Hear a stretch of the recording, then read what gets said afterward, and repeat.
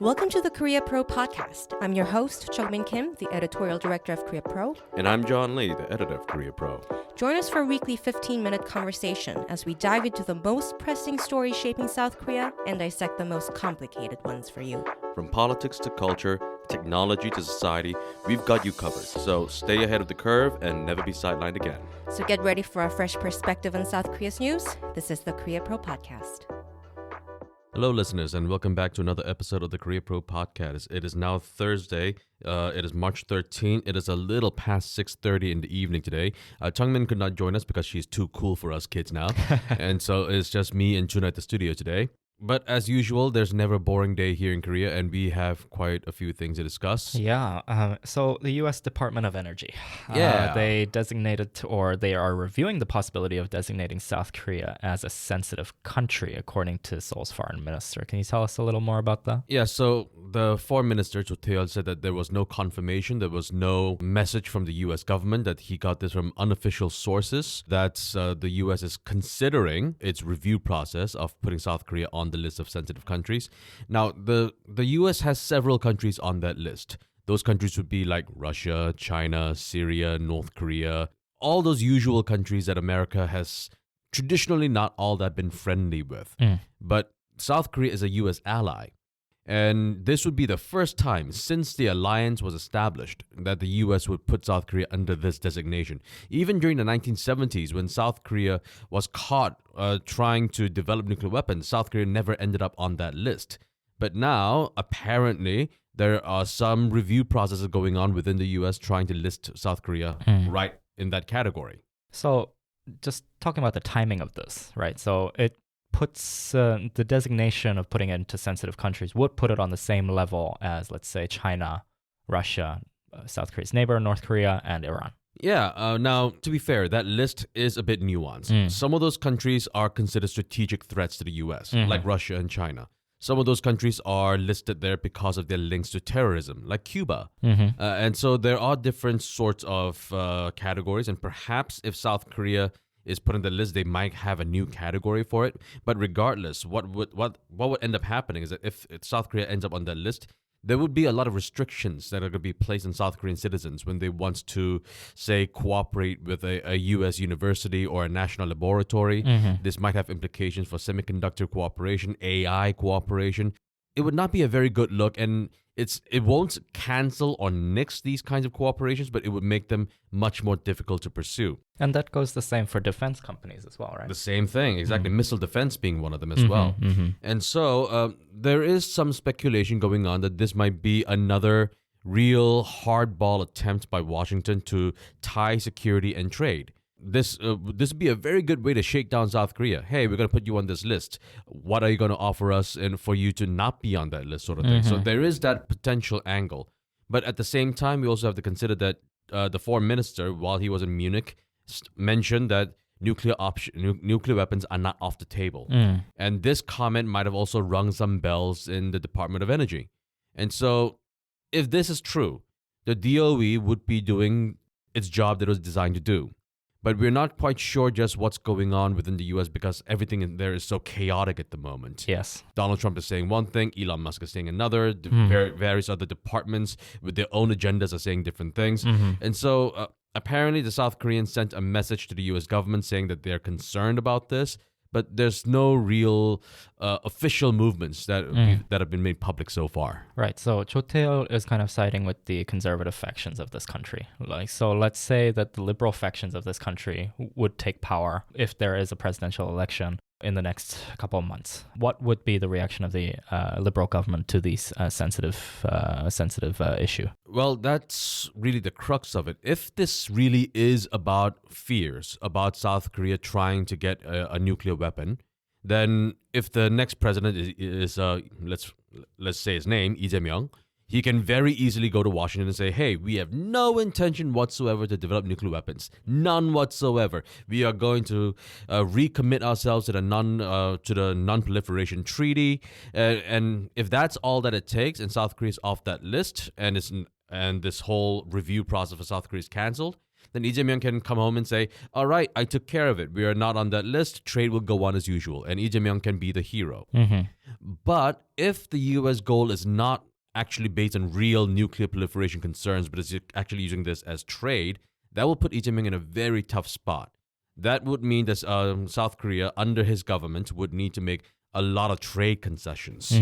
Some of them which might be unpalatable or even impossible. So we'll have to wait and see. Well, speaking of trade and tough spots, Trump has continued his tariff journey. And could you tell us a little more about that too? Well, it's the steel and aluminum tariffs, the 25% tariffs. And this one was already passed by executive order, and this took effect just today. And so South Korea is now, for the first time, under Donald Trump's second administration's tariffs.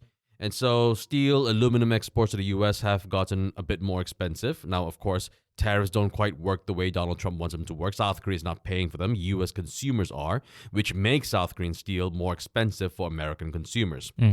On the bright side, some people in South Korea are saying that this is not so bad because these 25% tariffs are universal. It's for everyone. So because everyone else's prices went up by 25%, it's still pretty much the same thing. How much weight does that argument hold? Well, it really depends on how the U.S. domestic steel industry responds and how much their base prices are and everything. But I'm not quite sure what this 25% tariff is going to make South Korean prices compared to U.S. prices.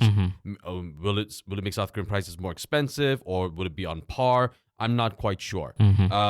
So we'll need to look into those details to see if it'll affect the South Korean steel versus U.S. steel. But if you're looking at South Korea versus, say, Japan or China or any other country, in that regards, it's pretty much the same thing. Everyone got a price bump by 25%. But also on the bright side, because Trump imposed these 25% for everyone, including South Korea, the 2018 deal, where Trump's first administration allowed South Korea to not have to be imposed on those tariffs, but had to abide by these export restrictions by quantity, that's gone. And so South Korea can export as much steel as they possibly want or can to the U.S. So still, it's good news, bad news kind of situation, really. But anyway, let's move on to the next topic. The Constitutional Court just had a new ruling just this morning. Could you tell us more about it, please? Yeah, so the Constitutional Court, via its many impeachment trials that it's trying to get through, the Constitutional Court, they unanimously rejected the impeachment of Jae-hae, the chair board of the Audit and Inspection, so the state auditor, over alleged poor handling of an audit on the 2022 relocation of the presidential office. So the 8-0 ruling, meaning that all 8 judges rejected the impeachment, it reinstated Choe immediately. Okay, so why was he impeached in the first place? Could you tell us why? Yeah, so the DP, the Democratic Party, they alleged that Jae-hae was accused of poor handling of an audit on the relocation of the presidential office we saw at the start of President Yoon's That's right, term, yeah.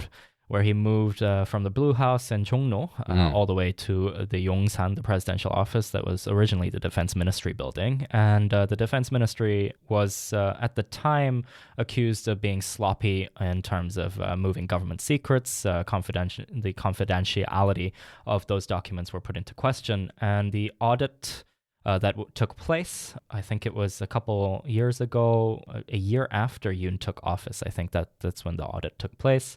It wasn't up to the standards of the DP. So the DP went ahead and impeached Jae-hae, resulting in the Constitutional Court ruling that we saw this morning. All right, so that's one Constitutional Court ruling, but there were a few more regarding these prosecutors. There were 3 of them, I believe, right? Yes, so there were 3 prosecutors who were accused of failing to indict the First Lady, Kim Keon-hee, in a stock manipulation case that we saw a couple months ago, and making false claims about the investigation. Well, the DP accused them of that.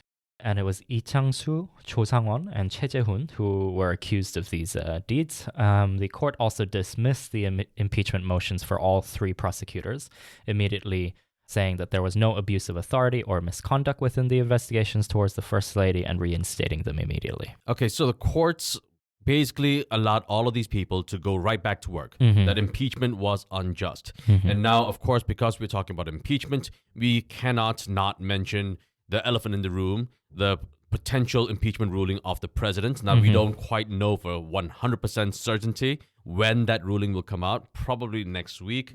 But regardless, this has caused a lot of people to feel anxious about whether or not Yoon will be reinstated or his impeachment will be upheld. And last night, there were quite a huge amount of protests, right? Indeed. I mean, these protests have been happening daily ever since the release of Yoon from prison. But this was quite bigger than usual. Yeah, so since President Yoon's release from prison, I think it was on March 8th, or was it March 9th? March 8th, actually, that he was released from prison. The public reaction from that, especially from the opposition, was one of uproar. And we could see that just yesterday when thousands of pro-impeachment supporters were coming out to Gwanghwamun calling for the president's immediate impeachment from office. Right, and so some people are saying that releasing him from prison was an unjust act, that it was a mistake to do this, and tempers are flaring. People are still taking it to the streets, and this is just a small taste of what's to come. Regardless of how the Constitutional Court rules regarding Yoon, whether they decide to impeach him or not, it's going to remain noisy for a long time. The protesters might change. It might be progressives celebrating and the conservatives screaming bloody murder, or it could be the other way around. But regardless, the streets are not going to calm down for quite a while. Yeah, especially in the area around the Anguk station and also Gwanghwamun. You know, these protesters are not showing any signs of quieting down. You know, all the opposition politicians in numbers, they have come out to Gwanghwamun. I was just there yesterday.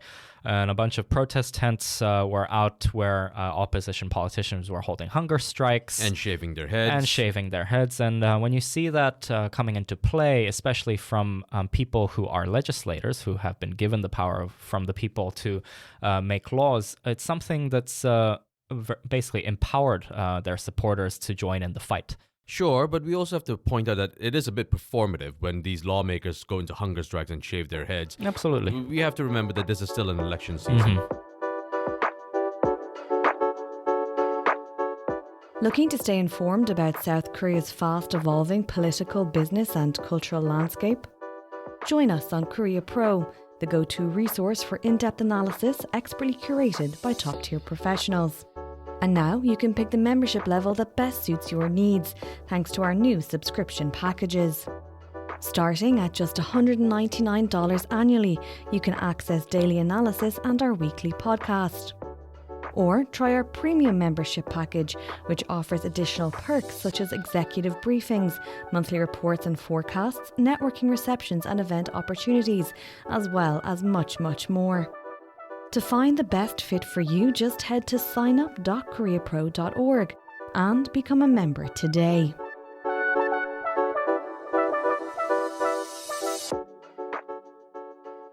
Now, I know that last week that we said that in the week ahead, as in this week, we would be talking about Yoon's impeachment. But again, we're going to be saying that in the week ahead, we are going to once again be talking about Yoon's impeachment. This almost feels like Groundhog Day. But yeah. As usual, we will be keeping an eye on this, and we will update you with the with the weekly newsletter, which you'll be getting in your email inboxes by Monday, 2 p.m. So if you'd like to know more, please subscribe. Have a good weekend, everyone. And that's a wrap. Thanks for tuning in. If you want to know more, sign up for our daily executive briefings. We brief you on all you need to know from the past 24 hours and why they matter every morning in your inboxes. Don't forget to subscribe to our podcast for your weekly dose of insight. And until next time, I'm Jungmin Kim. And I'm John Lay. Stay connected, stay informed, and we'll see you next time on the Korea Pro Podcast.